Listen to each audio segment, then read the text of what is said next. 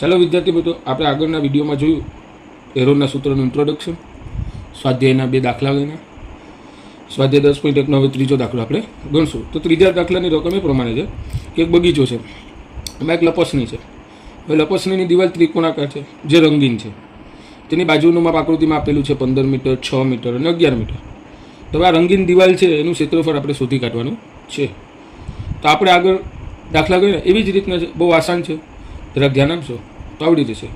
તો આપણે પહેલાં વિદ્યાર્થી મિત્રો, તમને ખબર છે કે હેરોનના સૂત્રનો ઉપયોગ કરવો હોય તો અર્ધ પરિમિતિ જરૂરી છે. હવે અર્ધ પરિમિતિ કેવી રીતના શોધશું? તો આપણને એસ બરાબર એ એક બાજુનું માપ, બી બીજી બાજુનું માપ અને સી ત્રીજી બાજુનું માપ છેદમાં 2, આવી રીતના આપણે અર્ધ પરિમિતિ શોધી કાઢીએ. તો એક બાજુનું માપ આપણે 15 લખીએ, બીજી બાજુનું માપ 6 લખીએ આકૃતિ પ્રમાણે, અને ત્રીજી બાજુનું માપ 11 લખીએ છેદમાં 2. તો અર્ધ પરિમિતિ શું આવશે? 15 ને 6 21, 21 ને 11 32, 32 ના છેદમાં 2. તો અર્ધ પરિમિતિ આવશે 16 મીટર. લખતા ભૂલાય નહીં, આ મીટર એનું યુનિટ છે, સેન્ટીમીટર હોઈ શકે, મીટર લખવું ફરજિયાત છે. હવે આપણે એસ મળી ગયો છે, તો હેરોનના સૂત્રનો ઉપયોગ કરશું. તો રંગીન દિવાલનું ક્ષેત્રફળ બરાબર વર્ગમૂળમાં એસ એસ માઇનસ એ ગુણાકારમાં એસ માઇનસ બી અને ગુણાકારમાં એસ માઇનસ સી. ચાલો આગળ વધીએ આપણે. તો વિદ્યાર્થી મિત્રો, તમને ખબર છે અર્ધ પરિમિતિ 16 છે. તો ચાલો અર્ધ પરિમિતિ 16 માઇનસ એ કેટલું છે? 15 ગુણ્યા 16 માઇનસ બી કેટલું છે? 6 અને 16 માઇનસ સી કેટલું છે? 11. બહુ જ સિમ્પલ છે, ખાલી થોડુંક ધ્યાન આપજો તો આવડી જશે. વર્ગમૂળમાં 16 ના 16. ચાલો 16માંથી 15 જાય તો કેટલા વધે? 1. અહીંયા કઈ નિશાની હોય? ગુણાકારની, તો 1. ચાલો પાછી અહીંયા ગુણાકારની નિશાની. 16માંથી 6 જાય તો કેટલા વધે? 10. અને પાછી અહીંયા ગુણાકારની નિશાની. 16માંથી 11 જાય તો કેટલા વધે? 5. હવે તમને વિદ્યાર્થી મિત્રો એમ કહેવા માગું છું કે આને વર્ગમૂળમાંથી કાઢવું હોય તો આપણને 16 4નો વર્ગ થાય કે નહીં? 4 ગુણ્યા 4 લખી શકીએ. 1ને લખીએ કે ન લખીએ કંઈ ફરક પડતો નથી. 10ને નું વિભાજન કરો તો 5 દુ 10 થાય, અને અહીંયા 5 ના 5. વિભાજન કરવાની જરૂર એટલા માટે પડે કે આપણને આ સંખ્યાને વર્ગમૂળની બહાર કાઢવી છે, એટલા માટે આપણે વિભાજન કરવું પડે. હવે મેં તમને શીખવાડ્યું હતું એમ. તો ચાલો આપણે હવે 2 વખત 4 છે, 1 વખત બહાર કાઢી નાખીએ. 5 2 વખત છે.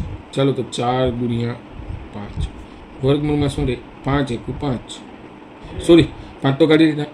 1 ગુણ્યા 2 2. ચાલો 4 × 5 વિદ્યાર્થી મિત્રો 20 અને વર્ગમૂળમાં 2. હવે અહીંયા તમને એક વાત કહું, એકમ શું આવશે? મીટર સ્ક્વેર અથવા વર્ગ. હંમેશા ક્ષેત્રફળ વર્ગમાં હોય, એની લંબાઈ, પહોળાઈ, ઊંચાઈ એ બધી મીટરમાં હોય. હંમેશા ક્ષેત્રફળ metre square, centimetre square, kilometre square એવી રીતના હોય છે.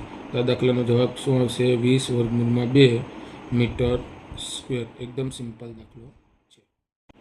ચાલો વિદ્યાર્થી મિત્રો, આપણે હવે દાખલા નંબર 4ની તરફ જઈએ.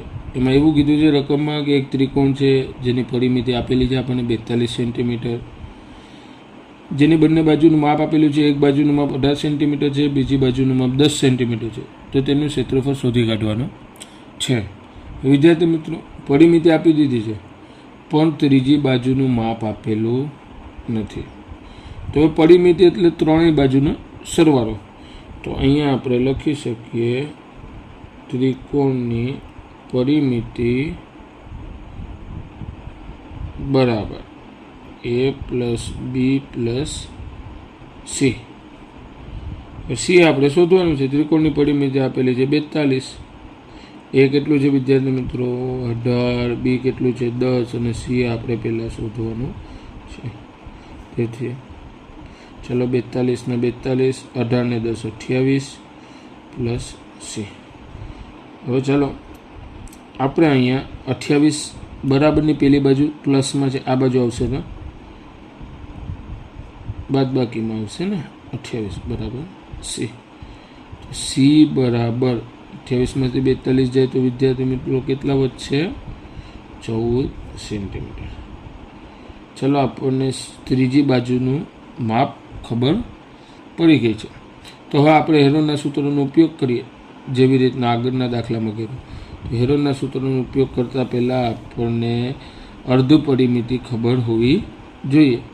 તો અર્ધ પરિમિતિ એસ બરાબર પરિમિતિના છેદમાં 2. પહેલાં જ મેં તમને કીધું તો અર્ધ પરિમિતિ એટલે જેટલી પરિમિતિ હોય એને ભાંગ્યા 2. તો કેટલી થશે? 42 ભાંગ્યા 2 21 સેન્ટીમીટર. ચાલો આપણને પરિમિતિ અર્ધ પરિમિતિ પણ મળી ગઈ. હવે આપણે ત્રિકોણનું ક્ષેત્રફળ શોધી કાઢીએ. એકદમ સિમ્પલ છે, ખાલી ધ્યાન આપજો. ત્રિકોણનું ક્ષેત્રફળ. તો ચાલો વિદ્યાર્થી મિત્રો, સૂત્ર શું આપેલું છે હેરોનનું? વર્ગમૂળમાં એસ માઇનસ એ ગુણ્યા એસ માઇનસ બી ગુણ્યા એસ માઇનસ સી. તો ચાલો અહીંયા ક્ષેત્રફળ શોધીએ. તો વર્ગમૂળમાં એસ કેટલું છે? અર્ધ પરિમિતિ કેટલી છે? 21. હાલો 21 માઇનસ એ કેટલું છે? 18. ચાલો 21 માઇનસ બી કેટલું છે? 10. 21 માઇનસ સી કેટલું છે? આપણે અહીં શોધ્યું છે, જોઈ શકો છો, 14. ચાલો ગણતરી કરીએ. ગણિતમાં તમને જેટલું ઇઝી લાગતું હોય, અમુક દાખલા એટલે ઇઝી તો હોય છતાં પણ એના માર્ક્સ પૂરતા મળતા નથી. એનું મેઇન કારણ છે ગણતરીમાં ધ્યાન આપતા નથી. ગણતરી ચોક્કસ ફરીથી એકવાર જોઈ લેવી, ક્યાંય આપણે ભૂલચૂક ના હોય. અને ગણતરીમાં બહુ જ ટાઈમ આપવો, કેમ કે જે બી છે એ ગણતરી છે. ગણતરીમાં ભૂલ થશે તો આ કોઈ જોશે નહીં, સીધા માર્ક્સ કપાઈ જશે. તો આપણે 21 અહીંયા જોવાનું. 21માંથી 18 જાય તો કેટલા વધે? 3. 21માંથી 10 જાય તો કેટલા વધે? 11. અને 21માંથી 14 જાય તો કેટલા વધે? 7. હાલો અહીં કંઈ નિશાની ન હોય તો ગુણાકારની હોય. ચાલો 21ના ભાગ પાડી લઈએ. શું કામ? વર્ગમૂળમાંથી આપણને એને બહાર કાઢવાનું છે. 7 તેરી 21 લખી શકાય. અહીંયા 3 છે, અહીંયા 11 છે, ને અહીંયા કેટલા છે? 7.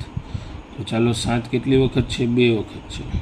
3 કેટલી વખત છે? 2 વખત. એનો વર્ગ કરીને વર્ગમૂળમાંથી બહાર કાઢીએ તો 7 ગુણ્યા 3 આવી રીતના લખી શકાય. વર્ગમૂળમાં 11. તો ચાલો જવાબ આવશે વિદ્યાર્થી મિત્રો 7 તેરી 21 વર્ગમૂળમાં 11. એકમ શું છે? સેન્ટીમીટર. તો શું આવશે? સેન્ટીમીટર વર્ગ. આ આપણો ફાઇનલ આન્સર રહેશે. એકદમ સિમ્પલ છે, કંઈ ટેન્શન લેવાની જરૂર નથી. પરિમિતિ આપેલી હોય તો ત્રીજી બાજુનું મા બાપને આરામથી મળી જાય. અર્ધ પરિમિતિ ગોતી લેવાની, સૂત્ર મૂકવાનું, ગણતરી કરવાની, જવાબ આવે. આપણે દાખલા નંબર 5ની તરફ પહોંચીએ.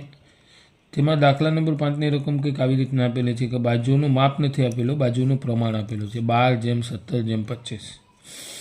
હવે ત્રિકોણની પરિમિતિ આપેલી છે 540 સેન્ટીમીટર. ક્ષેત્રફળ શોધવાનું રહેશે.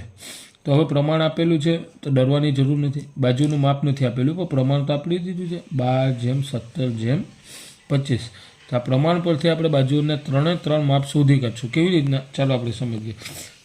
ક્યારેય પણ ગણિતમાં તમને પ્રમાણ આપવામાં આવે તો શું કરી લેવાનું? ચાલો હું શીખવાડું તમને. હવે આપણને આપેલી છે પરિમિતિ.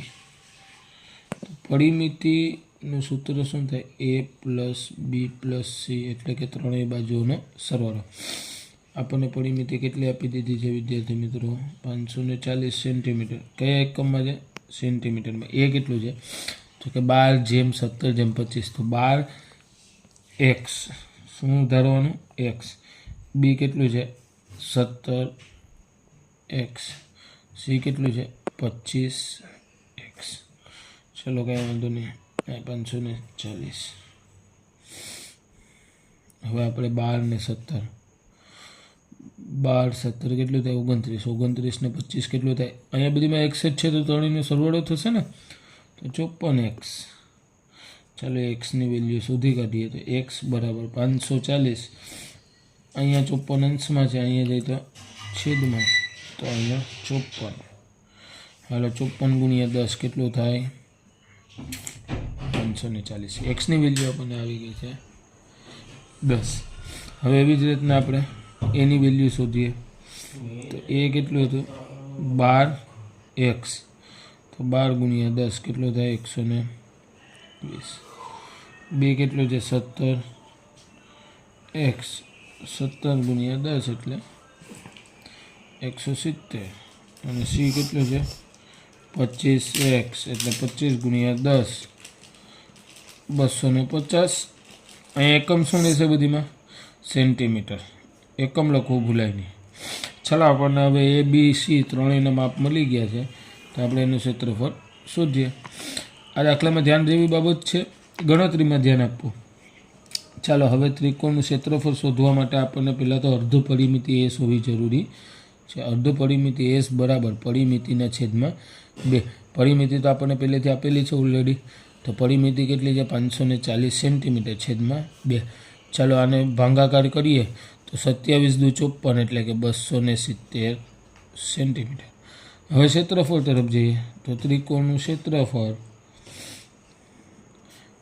હેરોનભાઈનું સૂત્ર શું છે કૌંસમાં વર્ગમૂળમાં એસ, એસ માઇનસ એ, એસ માઇનસ બી, એસ માઇનસ સી હેરોનનું સૂત્ર છે. ચાલો એસ શું છે અર્ધ પરિમિતિ કેટલી છે 270. હાલો એસ કેટલું છે 270, એ કેટલું છે 120 સેન્ટીમીટર. ચાલો એસ 270, બી કેટલું છે 170 સેન્ટીમીટર. હાલો એસ 270, સી કેટલું છે 250 સેન્ટીમીટર. આની ખાલી કિંમત મૂકવાની છે, ધ્યાન રાખવાનું છે ખાલી ગણતરીમાં. તો અહીંયા 270 ના 270, 270માંથી 120 જાય તો 150, 270માંથી 170 જાય તો 100, અને 270માંથી 250 જાય તો 20. ચાલો અહીંયા ધ્યાન આપજો. હવે આપણે આને વર્ગમૂળની બહાર કાઢવાનું છે તો સાદું રૂપ આપવું પડશે. તો ચાલો જેમ બને એમ નાની સંખ્યામાં રૂપાંતર કરીએ. તો 9 ગુણ્યા 3 કરીએ તો 27, અને 9 ગુણ્યા 30 કરીએ તો 270.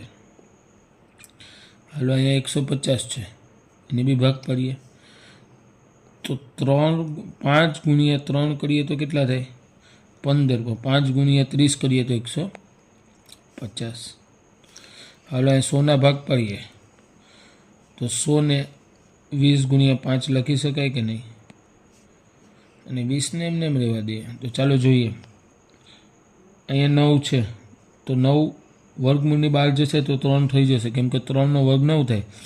અહીંયા 30 નીકળી જશે, 5 નીકળી જશે, અને 20 પણ નીકળી જશે. બધી જ સંખ્યા બહાર નીકળી જશે, ખાલી 9ની જગ્યાએ શું આવશે 3નો વર્ગ થાય એટલે 3 બહાર આવશે. તો 3 ગુણ્યા 30 ગુણ્યા 5 ગુણ્યા 20. ચાલો બધીનો ગુણાકાર કરીએ. 3 તેરી 9, 9 પંચા 45, 45 દુ 90, કેટલા થાય 90 પર 1 શૂન્ય અને 2 શૂન્ય, 9000 સેન્ટીમીટરનો વર્ગ જવાબ આપણો આવશે. જો ફરીથી આપણે જોઈ લે, આ દાખલામાં બાજુનું પ્રમાણ આપેલું છે 12:17:25, કોઈ માપ આપેલું નથી.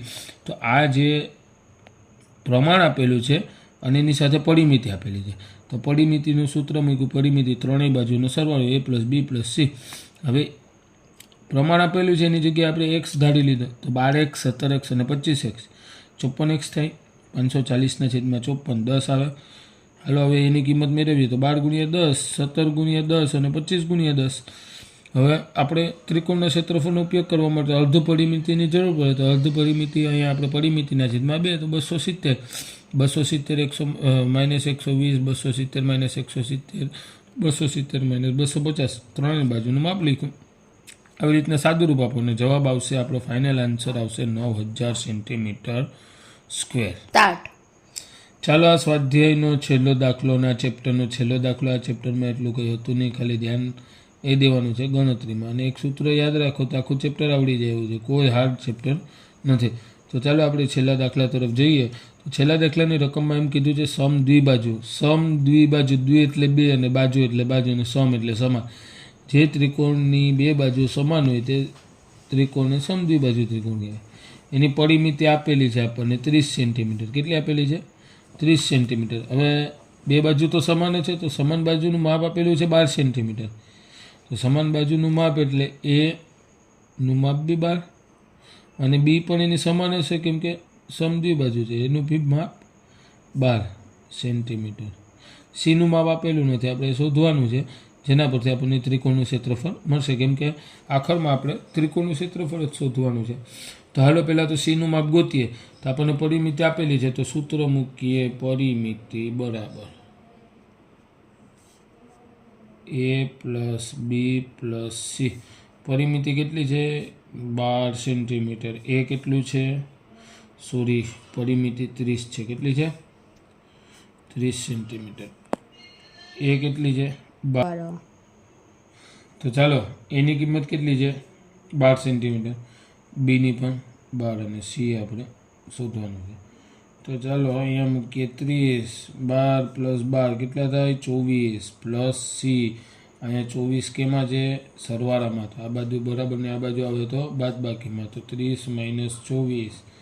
હાલો એટલી તો આવડતું જોઈએ. 30માંથી 24 જાય તો 6 વધે. તો અહીંયા જવાબ આવશે 6 સેન્ટીમીટર. ચાલો હવે આપણને મળી ગયું છે ત્રીજી બાજુનું માપ. તો ત્રિકોણનું ક્ષેત્રફળ શોધવા માટે પહેલાં અર્ધ પરિમિતિ ગોતી લઈએ. તો અર્ધ પરિમિતિ એસ બરાબર પરિમિતિના છેદમાં 2. પરિમિતિ કેટલી છે? 30 છેદમાં 2. તો અર્ધ પરિમિતિ આવશે 15 સેન્ટીમીટર. તો હાલો હવે ત્રિકોણનું ક્ષેત્રફળ બરાબર વર્ગમૂળમાં એસ માઇનસ એ, એસ માઇનસ બી અને એસ માઇનસ સી. ચાલો એસ કેટલું છે? 15. ચાલો 15 માઇનસ એ કેટલું છે? 12. ચાલો 15 માઇનસ બી કેટલું છે? 12 અને સી કેટલું છે? 15 માઇનસ 6. તો ચાલો એવી જ રીતના 15માંથી 12 જાય તો કેટલા વધે? 3. 15માંથી 12 જાય તો કેટલા વધે? 3. 15માંથી 6 જાય તો વધશે 9. તો ચાલો અહીંયા 3 બી બહાર નીકળી જાય. 3 બી બહાર નીકળી જાય. 9ના આપણે 2 ભાગ પાડી દઈએ. તો એકદમ સિમ્પલ. 15 ગુણ્યા 3 ગુણ્યા 3 ગુણ્યા 3 ગુણ્યા 3. એટલે 3 2 વખત, 3 2 વખત.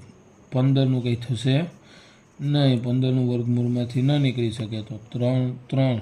તો આપણે 3 ગુણ્યા 3 લખી શકીએ. વર્ગમૂળમાં 15. 3 તેરી 9.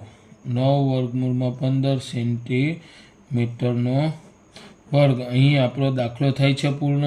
અહીં આપણો ચેપ્ટર થાય છે પૂર્ણ. તો હવે આવી જ રીતના નવા વિડીયો આવતા રહેશે બીજા ચેપ્ટરના. તો ચેનલને સબસ્ક્રાઈબ કરી લેજો.